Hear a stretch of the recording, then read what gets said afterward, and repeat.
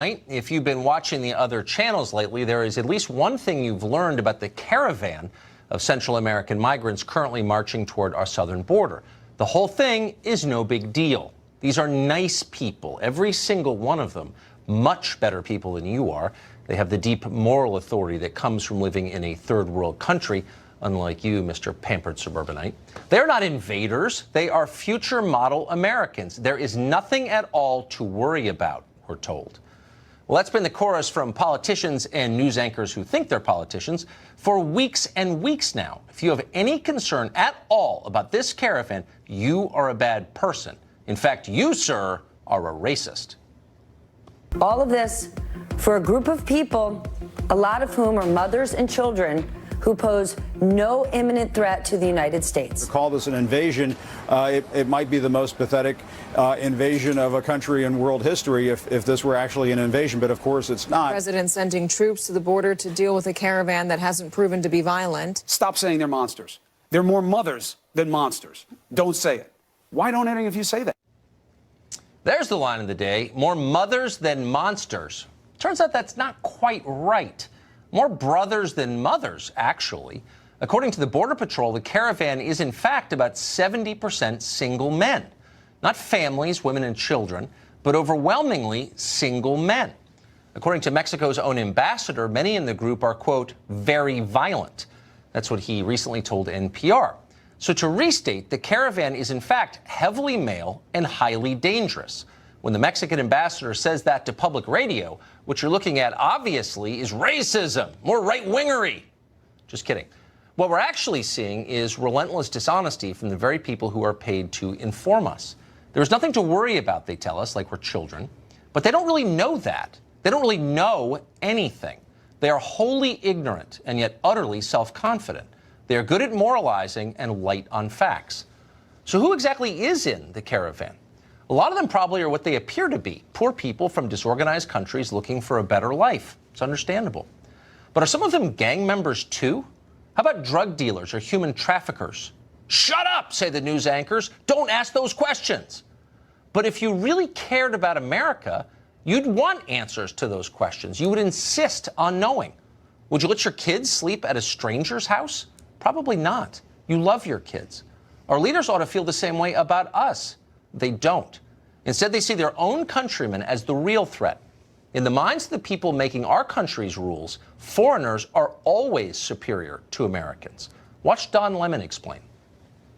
So we have to stop demonizing people and realize the biggest terror threat in this country is white men, most of them radicalized to the right. And we have to start doing something about them. There is no travel ban on them. There's no ban on, they have the Muslim ban. There is no white guy ban. So what do we do about that?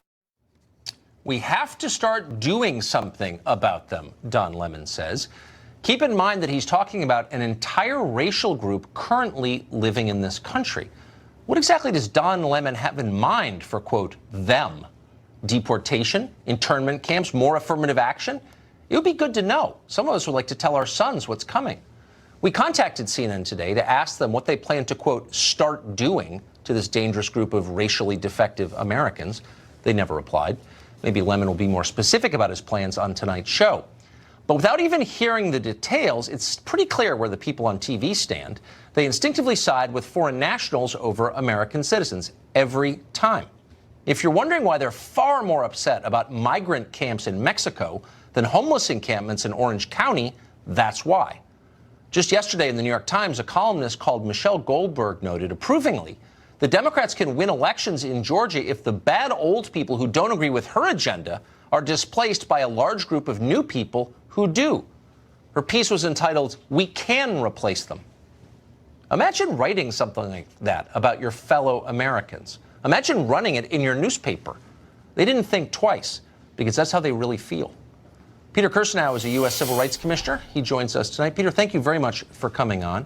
Thanks, Dr. Have you noticed the disparity in outrage between the way our television moralizers feel about the migrants camped by the side of the road in Mexico and their fellow Americans camped permanently outside across our country, the hundreds of thousands of American homeless, never mentioned in the media? Why is that? Well, you know, I think you've expressed it a few times. We've talked about it, and that is that the left has an obsession with identity politics for a lot of reasons. One, because of moralizing, but more importantly, for those who have to put, you know, where the rubber meets the road, is for votes and for political imperative. The statements that you just ran were, you know, they're incoherent. They are, some of them are just frankly racist, and they completely misapprehend the concern of most normal Americans with the caravan. Most normal Americans are not concerned about the race, ethnicity, or the gender identity of the participants in the caravan. Exactly. They're concerned because they see 7,000 mostly military-age males who are jobless, who proclaimed an intent to violate our borders, break our laws, and they're not going to be moving to the neighborhoods that these journalists and these media talking heads talk about.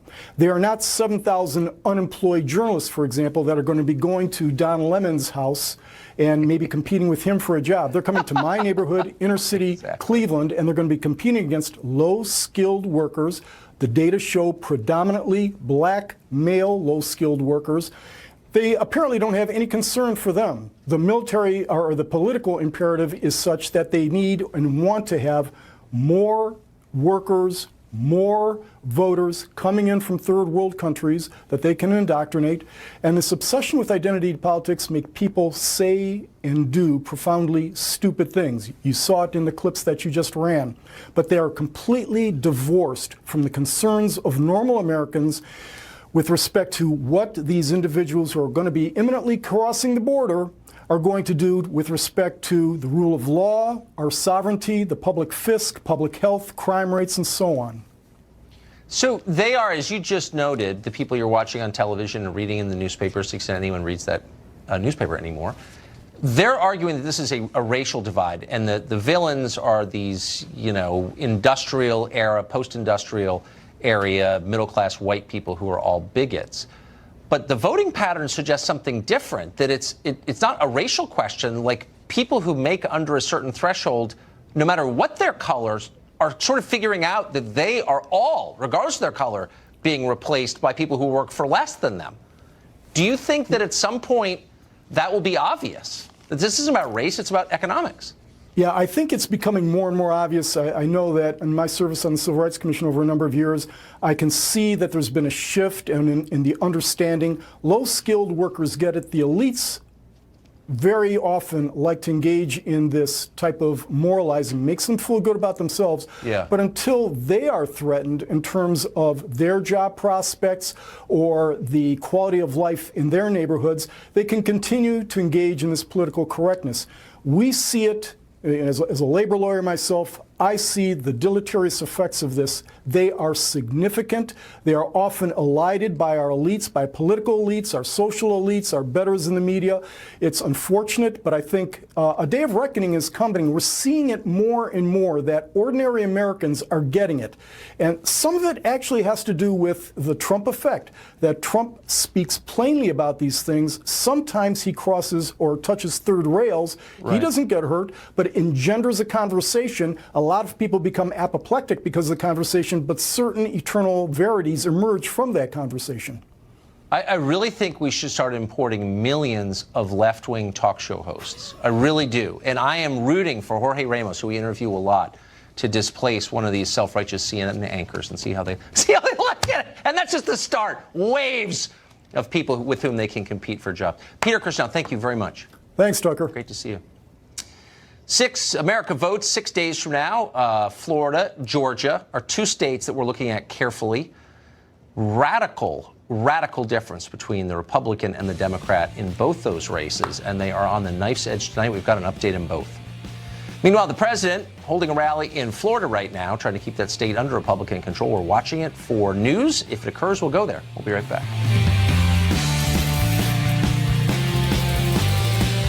Tucker Carlson is brought to you by Pacific Life, protecting generations of families for 150 years. That's the power. We can't verify the authenticity of the video we just showed you, but we have no reason to believe it's fake. In Georgia, meanwhile, Democratic gubernatorial candidate Stacey Abrams received the support of Oprah Winfrey. She continued to defend her decision to burn the state flag at a protest years ago. 26 years ago, as a college freshman, I, along with many other Georgians, including the governor of Georgia, were deeply disturbed by the racial divisiveness that was embedded in the state flag with that Confederate symbol. Have we agreed that it's divisive, not divisive? The debate continues. Meanwhile, in Indiana, Democratic Senate incumbent Joe Donnelly stumbled through a debate where he awkwardly praised his staffers for doing a good job, apparently in spite of their ethnicity. Watch this. Our state director is Indian American, but he does an amazing job. Our director of all constituent services, she's African American, but she does an even more incredible job than you could ever imagine. It's just horrible. Independent Women's Voice senior fellow Lisa Booth returns once again to help us break down the races. I mean, I almost felt sorry for Donnelly. I mean, just to be totally honest, I doubt he meant what he said. I mean, I hope he didn't mean. Well, did anybody say anything about that? He said he used the wrong conjunction. He meant to use and. And look, I'll give him the benefit of the doubt, but what frustrates me, if that was Mike Braun, the Republican candidate, nobody from the left and nobody in the media would be giving him the benefit of the doubt. Instead, they would be charging racism, and it would be a massive deal, which it, of course, is not going to be with Joe Donnelly. No, but I still want to live in a country, even if we're doing it unilaterally, where we give people the benefit of the doubt. I do, too, which is why I'm giving him the benefit of the doubt. I'm going to here, but you're absolutely right. It would not work. It would not work the other way. So the end of this video, apparently of a Gillum staffer that James O'Keefe just came out with. Has the Gillum campaign commented on this? I've not seen if they've commented on it. But look, it wouldn't be surprising for Andrew Gillum and the people surrounding him to once again be lying to Florida voters. This is a guy who was deflected repeatedly when asked about the FBI investigation into a city. And remember, undercover agents, as of 2015, they got access to city officials, and Andrew Gillum was one of them. And those undercover agents did things like purchase a Hamilton ticket to take him to Hamilton Hamilton play, rather.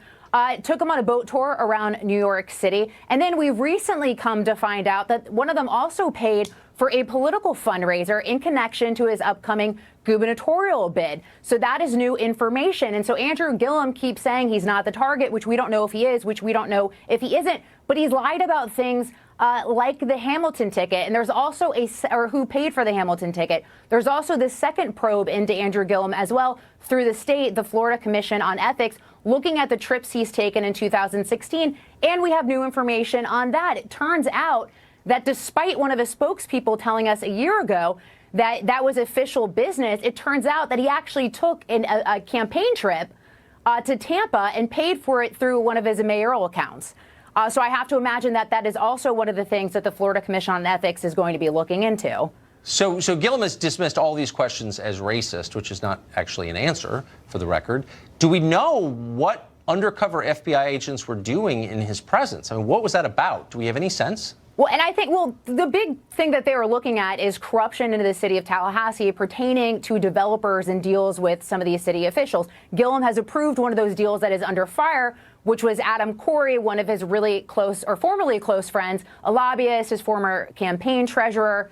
So that guy we know is at the center and has been named in subpoenas. But Andrew Gillum keeps trying to deflect. But my question to him would be, if there's nothing nefarious going on, if the FBI didn't care about you, why did they go through the trouble of using undercover agents to grant access to you? And if you look at some of the things that former FBI agents have said publicly and in the news, they've said that something like that, to get access to a guy like Gillum, who is the mayor, they likely had to go to the DOJ to get approval. I mean, at least it's a fair question, and attacking other people as bigots is not a satisfactory answer. Right. Maybe just answer the question to be truthful. Yeah, maybe let's start there. Yeah, let's Lisa start Booth, there. great to see you. Thank you, Tucker. Big Tech once again attacking free speech. This time they are labeling this very show, quote, dangerous content. We'll tell you what happened after the break. Plus, we're monitoring the president's rally in Florida. Right now, he's addressing birthright citizenship. Not subject to the jurisdiction of the United States.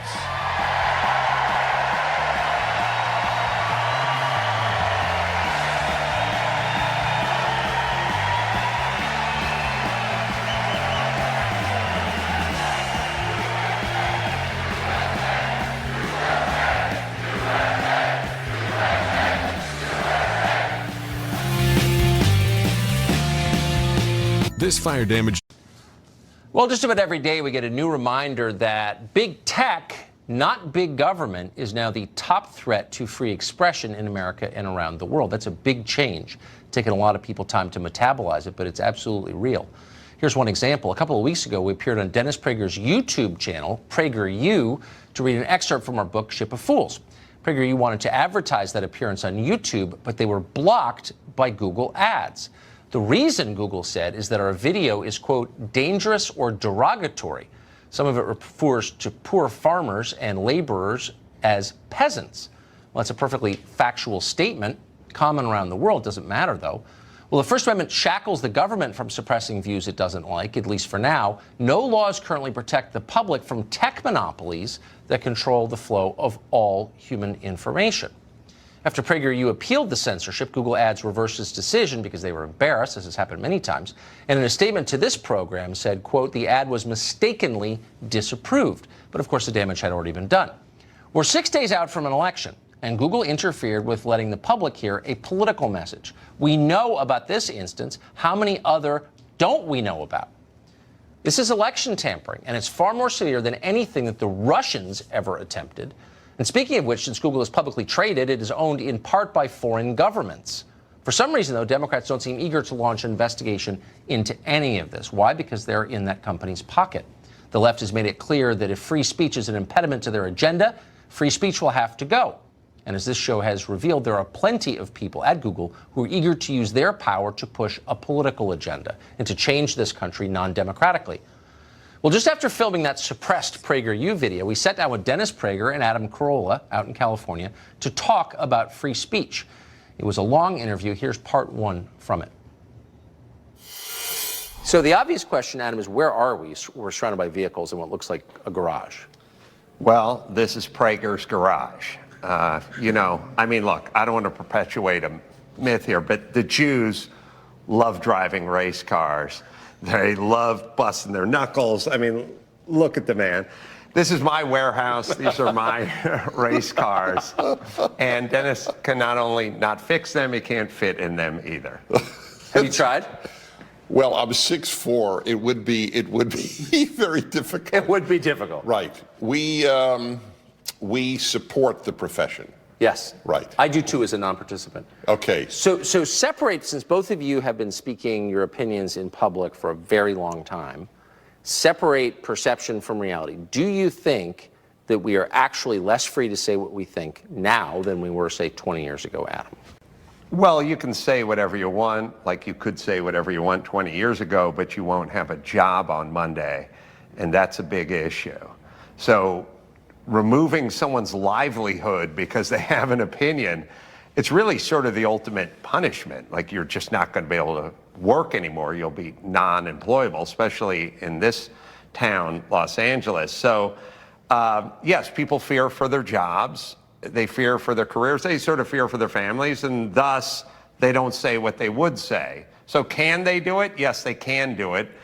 Might they lose their job? Yes, they might lose their job, thus they don't do it. So if I say you can do whatever you want, but if you step outside the lines, I'll crush you, I mean, is it a distinction without a difference? Do we have freedom of speech? It's like the old dissident joke in the Soviet Union. What is the difference between the U.S. and the USSR? In the USSR, you have freedom of speech. In America, you have freedom after speech. That was the great Soviet. But now that's changed. That's a Yakov Smirnoff joke, by the way. That's not. Does he say that? Well, I'm because sure. Oh no, you're right. He probably got it from Soviet dissidents. He's Soviet. He was ex-Soviet. Yeah, Yakov you're right. would go. Yeah. In your country, you can free to say things evil about Reagan. Our country is the same. Right. We can say evil things about Reagan. Exactly. No, that's exactly the same idea. Right. I'll give you an example. I'm speaking at Colorado State University in 10 days, or 2 weeks, whatever it is, and there is article after article distorting what I have said to warn people about this bigot and fascist and white supremacist and everything that is coming to Colorado State. They prepared the students. I'll give you an example. I wrote a 2-part column about 10 years ago, and because I do a lot of work on male-female issues on my radio show. Yes. Every week for years I've talked about men and women. So I have, on the basis of talking to so many couples, simply offered the advice to a woman: if you love your husband and he is a good man, then don't let mood alone determine whether or not you'll have sex with him, because it's an important thing to him. So give it a try, okay? I don't want to jump in, but is my wife still here? Lynette was here earlier, She right? was. Lynette! All right. There's some wisdom being... Is she gone? This is my man. Oh, my God, Dennis. Where? I know. She's not here? Well, all right. So it's truly helpful. So here's the terrible part. In Huffington Post, just 2 weeks ago, a guy cited this from 10 years ago. Prager advocates marital rape. And that's what they wrote in the Colorado State University. The guy, beware, a guy who believes in marital rape is coming to campus. That's disgusting. Yes, it is disgusting. So you all have just made a film about the state of free expression in America. Just to jump ahead, how do the rest of us respond, particularly people who don't have TV shows or a 30-year track record of expressing their opinions? You're a normal guy with your own views because you're an American. How do you live in an age when everyone's terrified to be honest? I think there's only one way to do it. I think if you retreat, they encroach. Yes. And I use an example, Dennis has heard it before. It's sort of the NRA versus the no smoking lobby. And I'll quickly do the metaphor here, which is 40 years ago, they said, we don't want smoking in restaurants. And they said, could you guys who are smoking in the main dining area just move to a smoking section? And everyone picked up their steak and their ashtrays and they moved over there. And then they came to those people again and they said, we don't want you with the diners. Could you move to the bar? And they all picked up their food and their ashtrays and they moved to the bar and they smoked. And then at a certain point, they said, could you stand out front and just smoke outside? And they said, well, it's cold, but we'll do it. And they stood out front and they went outside and smoked. And then they said, you're too close to the front door. Could you move it down the street? And they went to a park and they said, no smoking at the park. The point is they won't stop moving forward. There's an agenda. The agenda is not get rid of the smoke in the restaurant. It's stomp you out. At a certain point, you cannot let the left intimidate you. And when you don't, they go crazy because they're so used to being able to intimidate. That's his point, and I second it. And also, once you sort of put it out there, like you're a country who doesn't negotiate with terrorists when they take hostages, they take less hostages. Once you put it out there that, hey, I'm a comedian, I have a podcast, I say what I want, and I won't apologize, they leave you alone because ultimately what they want is an apology and they want you backpedaling. And if you just sort of stand up like any bully, it's not satisfying for them. I say outrageous things all day long on my podcast. People say to me, how does that work? I say, well, I don't apologize, so I'm not on their list of people who need to apologize. You're not the slowest gazelle, so it's not even worth bothering. Right. So I like would that. argue, You are not the slowest gazelle. I That's like right. that. No, I'm going to keep that. That was part one of our interview with Adam Carolla and Dennis Prager. We'll be showing the rest later this week. 6 days till the midterm elections, a new report suggests that Robert Mueller may be trying secretly to subpoena the president. Is this moving toward an indictment of the president? Is that even possible? Some say it is. Alan Dershowitz helps us make sense of all of it after the break.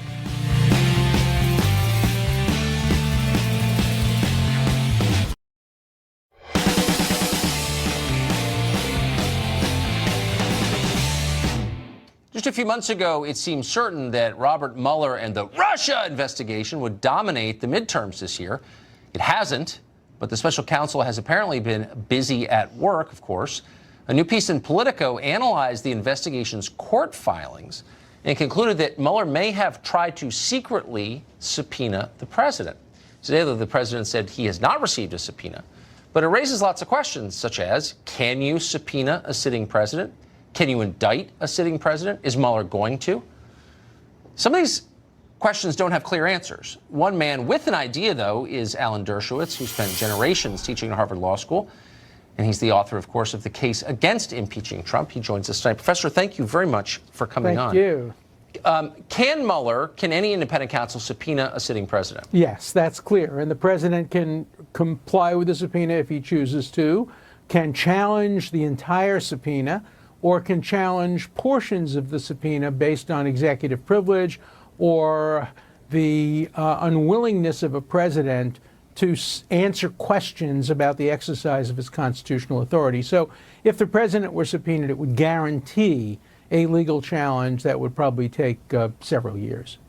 Several years. So informed people in Washington believe, and I don't know if they're right or not, but they believe that Robert Mueller has concluded that he can constitutionally indict a sitting president. Does that sound plausible that he's concluded that, and is it right? Can he? I think it does not sound plausible. He's a cautious guy, and there are 3 reasons why he should not try to indict the president for obstruction of justice, which is what they're talking about. Right. Number 1, the Justice Department itself has a rule that says you cannot indict a sitting president, and the text of the Constitution certainly looks that way when it talks about that you can indict and prosecute a president after he leaves office, after he is impeached and removed. Second of all, you can't indict a president for obstruction of justice if the president merely exercised his constitutional authorities under Article 2 by firing somebody or by pardoning somebody. The George W. Bush case establishes that. George W. Bush pardoned 5 people on the eve of their trial, including the former Secretary of Defense, and he did it for the purpose of ending the investigation, according to the special prosecutor, but the special prosecutor never considered indicting him or going after him. Third, President Trump simply didn't obstruct justice. You can't obstruct justice by doing things in public, by making statements in public and firing people in public. That's just not obstruction of justice. Obstruction of justice occurs in secret and behind closed doors. So for the purposes of the president exercising his authority over executive branch employees, you're saying it doesn't matter what his motive might have been. He has an absolute right to hire or fire people who work for him. Absolutely. And we know what George Bush's motives were. They were not good motives, but you can't question the motives of a president. Look, presidents have mixed motives. They want to go down in history. They want to have big fees for their speeches. They want to teach at universities. They want to help their party. The idea that a special prosecutor can begin to psychoanalyze a president and go to the motives of why he exercised the constitutionally permissible act would take us down a very, very dangerous path. Yeah. You really are the voice of reason on this stuff. Not a Trump voter. I know our viewers know that, but I just want to make it totally not clear. A Trump voter. No, and not a Trump supporter when it comes to his idea about immigration policy. And I'm sure. When a person is born in the United States and subject to its jurisdiction, he's a citizen, and the president can't do anything about that. Professor, thanks for joining us tonight. Thank you. As the migrant caravan continues to approach our southern border, the press continues to tell us that it's not a threat, no threat at all, and native-born Americans are the real threat to America. We'll talk to someone who may agree with that next.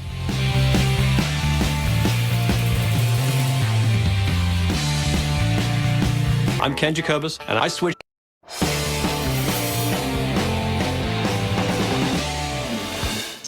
The migrant caravan is continuing to march north at this hour. When they arrive, if they arrive, they'll be greeted by thousands of liberal activists puffed up with self-righteousness, whose chief goal is to help anyone who is not American.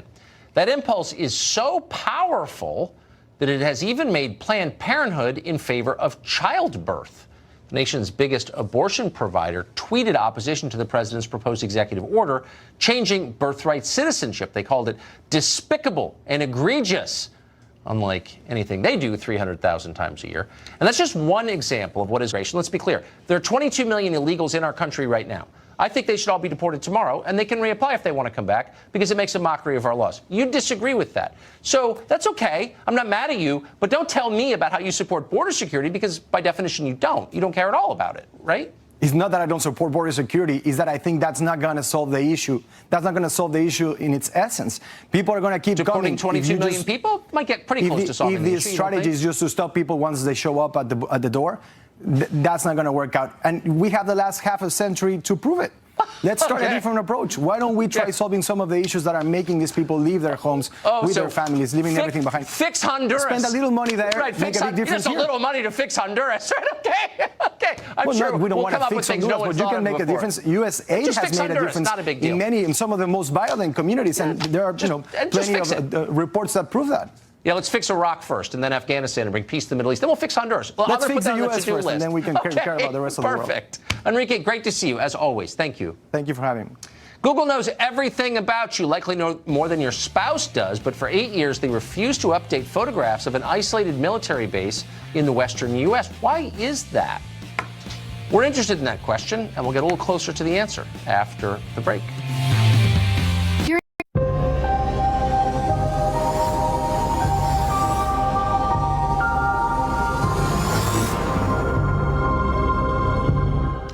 Well, for years now, Google has been photographing and buying photographs of the Earth's surface taken from space and uploading them online as part of its Google Earth program. Images of the United States are regularly updated, quite frequently, with one major exception.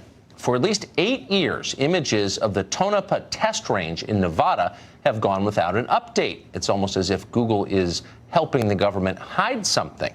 If they were hiding something, what might it be? Nick Pope is a journalist. He spent many years investigating UFO sightings for the British government. He joins us tonight. Nick, thanks very much for coming on. So did I state those facts correctly? There is, out of the entire continental United States, one area that is not updated regularly on Google Earth, and it's this test facility maintained by the U.S. government. Is that correct? That is correct, yes. It is very close to the infamous Area 51, which is, of course, where UFO enthusiasts say that whatever it was that crashed at Roswell in 1947 was taken. The Tonopah test range is about 70 miles away from Area 51. And again, it is one of the most secret places on the face of the planet. UFO enthusiasts and the conspiracy community say that's where the aliens are. That's where the UFOs that we're trying to develop are being test flown. Aviation enthusiasts say no, it's simply a site where the next generation of prototype aircraft, drones, and perhaps hypersonic weapons are tested. But there was a blind spot for years. Is there any evidence that the first camp is right or onto something? Is there any evidence that the U.S. government does have knowledge of UFOs that hasn't been shared with the public? Well, this all ties back to these recent revelations about the Pentagon's UFO program. And these whole the rumors about Area 51 and crashed UFOs and trying to put some of this together and fly it ourselves, those rumors had gone away. But then we had the story about the Pentagon's program. We saw, of course, those videos of the Navy jets chasing the UFOs, and we now have some of the people involved in that program speaking out and saying, yes, there were these unknowns in our airspace, so it's not just aircraft lights and weather balloons. Interesting. Is there any indication of what it is then, if it's not just aircraft lights and weather balloons? Well, we don't know, and the whole trouble with this, and this really links these two stories of the Tonopah test range and the Pentagon program. There has been this blurring of the lines, even the phraseology. The Pentagon's project was called Advanced Aerospace Threat Identification Program. So as I say, you've got this blurring of the lines between what is just our cutting-edge technology and what really might be, if some of these rumors are true, from somewhere else. What's so confusing, and of course I think that DOD, the Pentagon, has every right and in fact an obligation to keep projects it's working on secret, but it's not clear why so much material, so many documents from 50 years ago, 40 years ago, 20 years ago would remain classified to this day. What could be the explanation for that? Well, first of all, I absolutely agree with you on secrecy. I mean, I'm not calling for this to be opened up, even though a couple of more recent photos have now been put on Google Earth. But everything you put out there, of course, the Russians can see it, the Chinese can see it, everyone can see it. So we need to be mindful of that. I don't know what is out there, and I think the good news is that finally we're getting some US Congress interest in this. The Senate Armed Services Committee are now looking into those Navy videos that we've seen and discussed, and the House Armed Services Committee, they're looking at the Pentagon's program to say, what did we get for our taxpayers' dollars here?